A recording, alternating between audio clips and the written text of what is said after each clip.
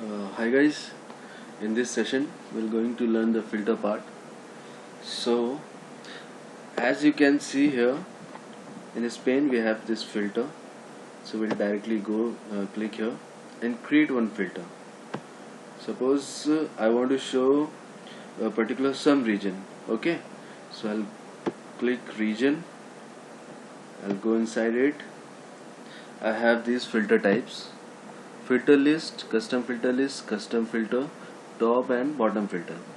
So guys, will I will not select like by default it's filter list, so we'll select it. If I want to concentrate over like central and west, okay, I don't want this east region, so I'll just apply here and see we have central and west region for each item: central west. Okay, and regarding one more thing, if you want to pass a custom filter, okay, if you want to select a custom filter, so you have this checkbox use parameter. Fine, we'll select, but still we have not created any parameter, so whatever the parameters you have created you can pass here. Like you'll go here, parameter, create one parameter. What is the parameter you created which is required for report? So we'll go here and in custom filter, okay, by default it's filter list, but we'll select custom filter.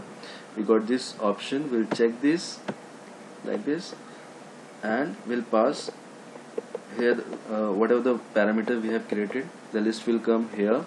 So we'll just select that parameter and apply, so it will gonna work. Fine guys, so we'll select only filter list. So as I have explained you the filter, so like right now in my report I want all the regions, so I'll select that. So same way you can create as many as filters as per requirement. Okay, fine.